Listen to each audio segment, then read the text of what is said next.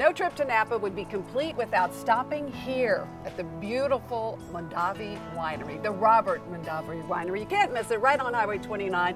And we're talking a lot of history here. This place is amazing. I'm here with Inger to talk more about what this place, not only is it important for us today, but the Mondavi family got wine going here in Napa. Absolutely. Mr. Mondavi started here in 1966, and in 1966 there were very few wineries here in the Napa Valley. And what he brought to us was the idea of wine and lifestyle, and how wine fits into a gracious lifestyle.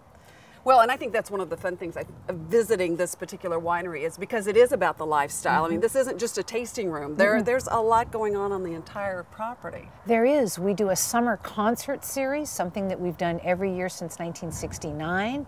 We have art shows in our Vineyard Room, and people can come and look at different artists. Which is fabulous, by the way. Yeah, we love the art. We love the art. Yeah. And then of course, we have a variety of visitor experiences.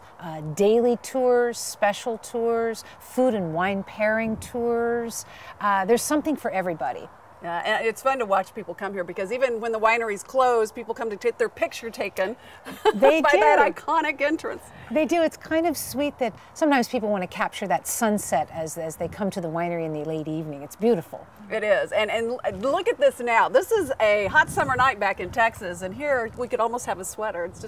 It's a spectacular experience. Okay, and when you come to the Robert Mondavi Winery, so used to just saying Mondavi for slang, what do you look for in tasting? Because it can get confusing on a wine trip in Napa. There are so many wines, but there are two here you say not to miss. I think so. The specialty of this part of the Napa Valley is the Sauvignon Blanc grape and the Cabernet Sauvignon grape.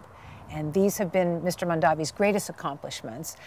Our Sauvignon Blanc we refer to as Fumé Blanc, which was a term that was created by Mr. Mondavi to differentiate his dry style from the sweet styles of the 1960s.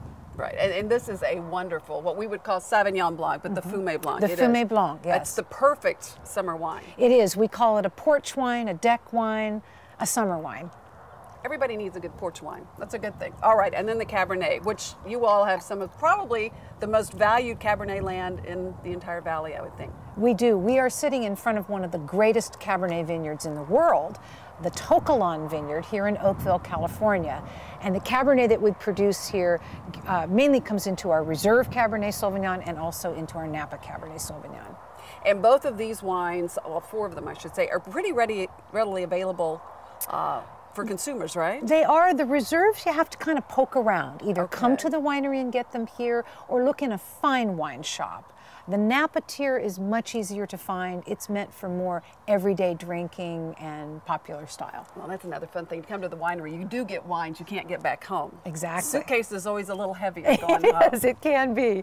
So if someone wants to bring a special group, have a special tour, do the fun chef's visit to the garden and cooking, how do they do that? They can sign up on our website, which is robertmondavi.com. And you can also, of course, visit us on Facebook, because that's how we like to communicate with our public.